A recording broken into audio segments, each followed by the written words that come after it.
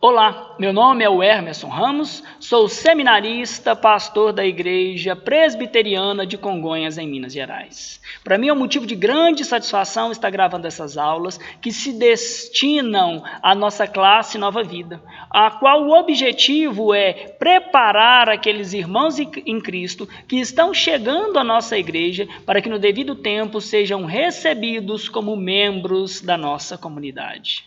Essas aulas, elas serão constituídas de 20 lições, das quais a maior parte serão extraídas do nosso breve catecismo de Westminster, que juntamente com o catecismo maior de Westminster e a confissão de fé de Westminster, formam os padrões de fé, ou seja, os padrões que norteiam, que dirigem a fé e a compreensão das Escrituras da Igreja Presbiteriana do Brasil. E a nossa primeira lição irá tratar justamente da primeira pergunta do breve catecismo de Westminster: qual é o fim principal do homem? Talvez alguns de nós possamos dizer: o fim principal do homem é buscar a sua própria felicidade. Mas se esse for o propósito, então o fim ou o propósito derradeiro do homem é o homem nele mesmo. E se então buscar a minha felicidade é o propósito da minha existência, o que me impediria de mentir, de fazer o mal ao meu semelhante, de adulterar, de divorciar-me, de roubar o meu próximo? Afinal de contas, se a minha felicidade é a minha busca principal, então eu não teria problema nenhum em fazer mal ao meu semelhante ou causar-lhe qualquer dano. Mas talvez a gente pense em um motivo mais nobre. Não, o motivo ou a razão principal pela qual o homem existe é buscar o bem comum para a maioria. Mas aqui o problema permanece, porque a única coisa que acontece é que nós transferimos a felicidade de um indivíduo para a felicidade de um grupo. E isso de modo nenhum impediria que minorias fossem esmagadas, que guerras fossem feitas. Então, diante dessa realidade, nós precisamos encontrar uma resposta mais apropriada à pergunta que o breve catecismo de Westminster nos faz. E como esse catecismo responde à sua própria pergunta? Ao perguntar qual é o fim principal do homem, ele responde: o fim principal do homem é glorificar a Deus e desfrutar da sua presença para sempre. As escrituras de Gênesis a Apocalipse nos ensinam essa verdade. Por exemplo, quando lemos Apocalipse 4:11, ali está escrito: Tu és digno, Senhor e Deus nosso, de receber a glória, a honra e poder, porque todas as coisas tu criaste, sim, por causa da sua vontade vieram a existir. Isso nos ensina que tudo o que existe, existe por causa de Deus, e a sua criação, portanto, deve glorificá-lo. Mas não só as coisas existem por causa de Deus. Em Romanos 11:36, nós aprendemos que porque dele, e por meio dele, e para ele, são todas as coisas. A ele, pois, a glória eternamente. Se no primeiro versículo que lemos, nós entendemos que tudo existe por causa de Deus, em Romanos nós aprendemos que todas as coisas pertencem a Deus. E isso também se aplica a mim e a você. E por mais que os homens possam não gostar dessa verdade, sim, o homem não pertence a si mesmo. O homem não é dono de si mesmo. Ele pertence àquele que o criou por causa da vontade dele mesmo. Mas existem outros versículos nas Escrituras que também nos ensinam essa verdade. 1 Coríntios 10:31 vai nos dizer que quer comais, quer bebais, quer façais qualquer outra coisa, faça para a glória do Senhor. Em Salmos 73, os versos 22 ao 26, nós vamos ver o salmista bradando: que tenho eu no céu, Senhor, além de ti, e na terra nenhum outro tesouro a não ser o Senhor. O que ele está dizendo é que enquanto eu viver na terra, a minha vontade e a minha riqueza é o Senhor. E o motivo de eu desejar ir para os céus é encontrar-me face a face contigo. Bom, tendo isso por base, será muito proveitoso para nós procurarmos entender algumas palavras que são usadas nessa resposta que o breve catecismo de Westminster dá à sua primeira pergunta. Então, por exemplo, qual é o sentido da palavra fim nesta resposta? Porque ali lemos que o fim principal do homem é glorificar a Deus. Qual é o sentido da palavra fim? Nesta resposta, nesse contexto, a palavra fim tem o sentido de alvo, de intenção, de propósito. E aqui é muito importante nós notarmos e observarmos que a palavra fim, ela está intimamente associada à palavra final. Isso nos mostra que sim, é verdade, que o homem pode ter muitos propósitos a cumprir nessa vida, mas de todos eles, o maior e principal é glorificar a Deus, o seu Criador. Ou seja, quando você estiver trabalhando para cumprir todos aqueles outros desígnios e propósitos da sua vida, em todos eles você deverá estar conscientemente trabalhando para glorificar ao Senhor. Na prática, isso funciona assim. Quando você se casar, você deve se casar com alguém que glorifique ao nome do Senhor. Quando você trabalhar, você deve trabalhar de modo que engrandeça a fidelidade do Senhor. Quando você tiver filhos, você deve ter filhos para ensiná-los a paternidade de Deus, glorificando assim ao Senhor. Quando você fizer amigos, os seus amigos e as suas conversas devem ser puras e santas por causa da glória de Deus. Isso também, como nós já mencionamos agora há pouco, pode ser dito, segundo as Escrituras, da seguinte forma: quer comais, quer bebais, quer façais qualquer outra coisa, faça para a glória do Senhor, como vimos em 1 Coríntios 10, 31. Pensando ainda na resposta que nós temos na Confissão de Fé de Westminster, uma outra palavra que nos chama a atenção é glorificar. Porque ali está escrito o quê? Que o fim principal do homem é glorificar a Deus. Qual é o sentido da palavra glorificar?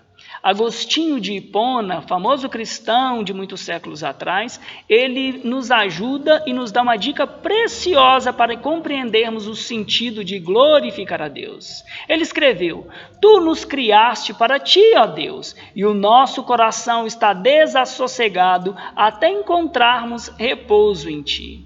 Nesse sentido, glorificar a Deus é estar em paz com a vontade do Senhor. Percebam que o que nos tira a paz, o que nos tira o sossego é o completo descontentamento do homem, a insatisfação natural que habita dentro de cada ser humano. Eu costumo dizer que o sobrenome do homem deveria ser insatisfação e que se buscássemos no dicionário a palavra descontentamento, ao lado deveria ter uma foto do ser humano. É por isso que nós estamos continuamente, sempre buscando uma nova satisfação para termos um pouco de sossego. É por isso que estamos buscando sempre novos relacionamentos, estamos buscando novos bens, novas riquezas, novas conquistas, porque nunca estamos satisfeitos. E não é que seja errado buscar o crescer, buscar o progredir enquanto vivemos neste mundo. Mas o que eu estou dizendo é que nós buscamos essas coisas de modo errado e no local errado. E tanto isso é verdade, que tão logo nós alcançamos aquilo que buscamos, aquela satisfação transitória nos deixa, aquele deleite passa e em seguida o que nós fazemos? Partimos para alcançar uma nova satisfação. Portanto, glorificar a Deus é ter contentamento, é ter prazer, satisfação na vontade revelada de Deus na sua palavra. Blaise Pascal, importante filósofo francês, cristão, que viveu há alguns séculos atrás, certa vez disse que o homem tem dentro de si um buraco do tamanho de Deus.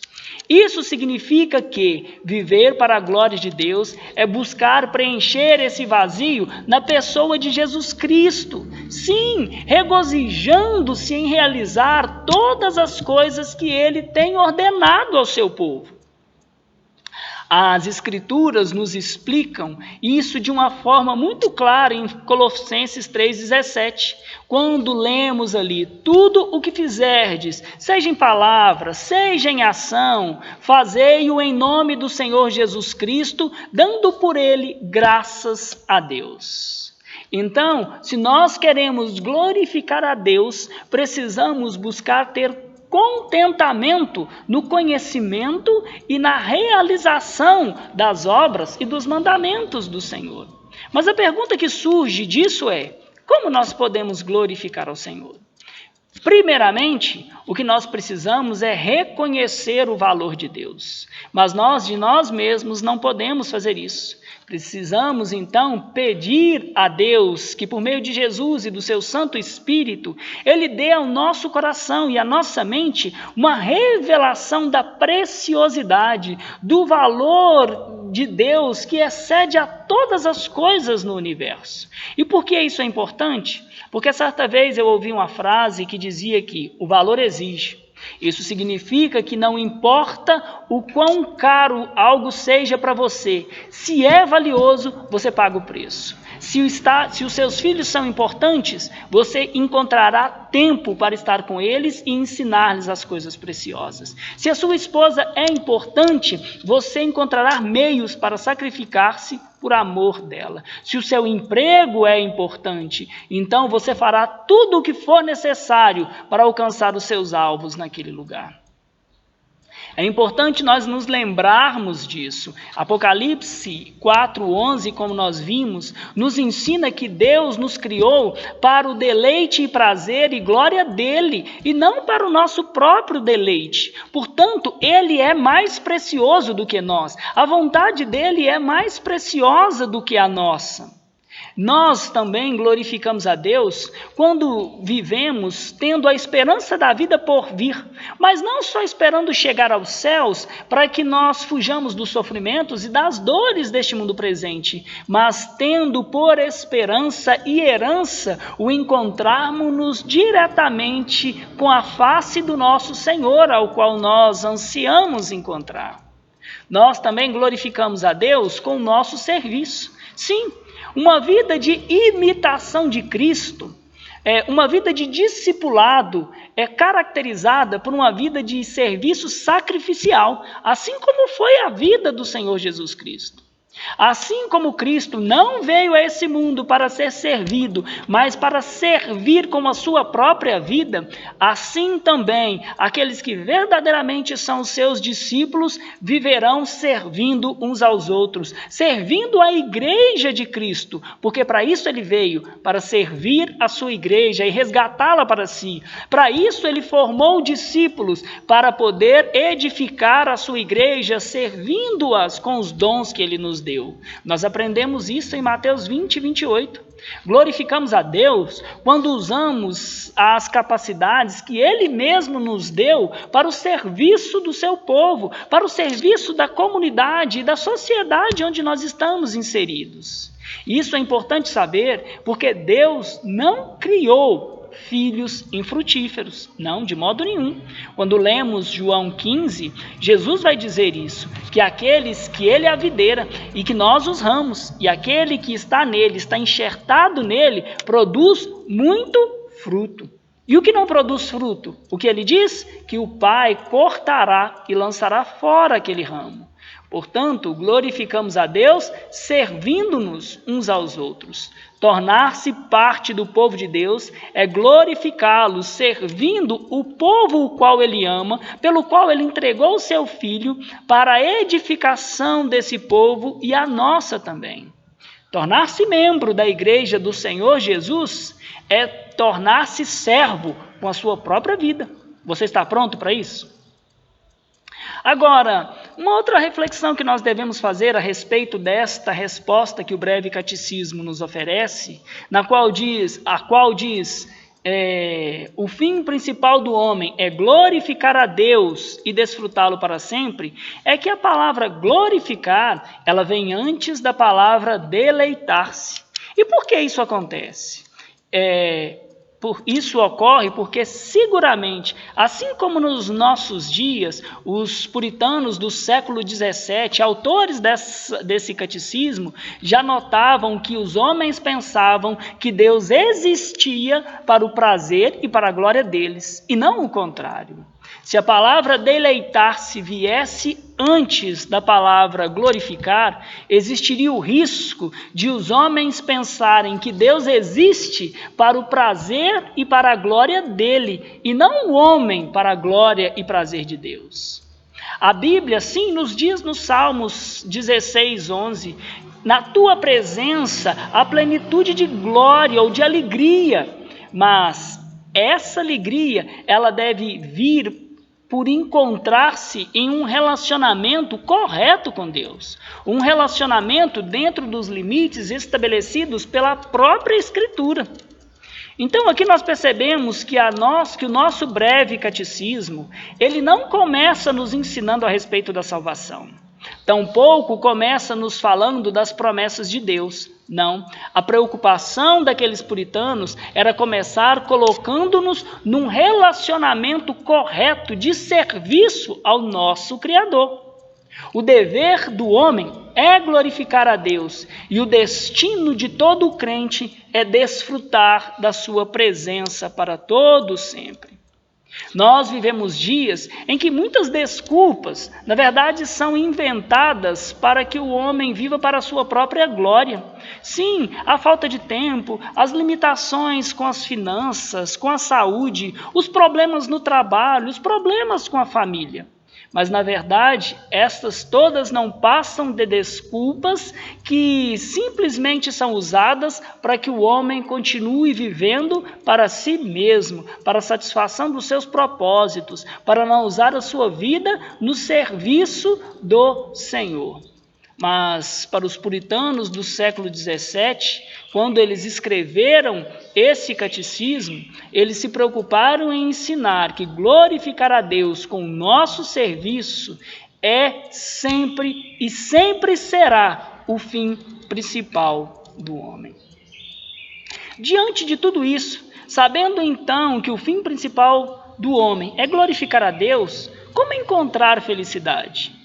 A nossa resposta nos diz isso na sua parte final, quando diz que então nós fomos chamados para desfrutar da presença, da pessoa de Deus para todo sempre. Mas por que é que os homens, ou quase toda a humanidade, e possivelmente alguns de vocês, não encontraram uma felicidade genuína, uma satisfação plena? Porque, na verdade, a maior parte dos homens estão vivendo para o propósito pelo qual não foram criados. Sim, o propósito pelo qual o homem foi criado é o de dar glórias ao Senhor em tudo o que ele faz e de ter deleite na vontade de Deus enquanto ele existir. Servir conscientemente ao propósito para o qual Deus te criou é a glória maior que você experimentará neste mundo. E fora dessa consagração consciente e voluntária, nunca, jamais haverá felicidade real, profunda e satisfatória. Lembremos-nos mais uma vez daquela importante e famosa frase de Pascal: dentro do homem existe um buraco do tamanho de Deus. Nós só podemos, de fato, estar satisfeitos quando nós procurarmos preencher esse vazio dentro de nós, vivendo para o propósito pelo qual nós fomos criados. E qual é esse? Glorificar a Deus com o nosso serviço e vida e desfrutar da sua presença por meio de Cristo Jesus para todo sempre. Assim, nós estamos caminhando para o fim dessa nossa lição, lembrando que você, eu e cada um dos seres humanos que já pisaram sobre a face da terra foram criados para viver não para si mesmos. Na verdade, cada homem que já viveu neste mundo e que ainda viverá pertence a outro. E por isso, enquanto as pessoas, eu e você, insistirmos em ignorar essa verdade e continuar vivendo somente para os seus próprios propósitos, segundo os seus desígnios e achismos, tais pessoas nunca encontrarão senso de propósito, felicidade e contentamento, porque tudo isso só pode ser encontrado na pessoa de Deus por meio do seu amado Filho Jesus Cristo, que amou a sua igreja, a mim e a você, e a si mesmo se entregou por nós. Diante disso, fica aqui para nós um desafio. Viver para a glória de Deus é um chamado à renúncia à autogratificação. Viver para a glória de Deus é uma convocação a encontrar em Cristo todo o nosso deleite, todo o nosso contentamento, e na vontade dele a nossa esperança e alegria que excedem a todas as felicidades transitórias que esse mundo pode nos oferecer. E é com essa reflexão que nós terminamos a nossa primeira lição, e se assim Deus nos permitir, segundo as suas misericórdias e graça, nós nos veremos na nossa próxima aula. Que Deus os abençoe.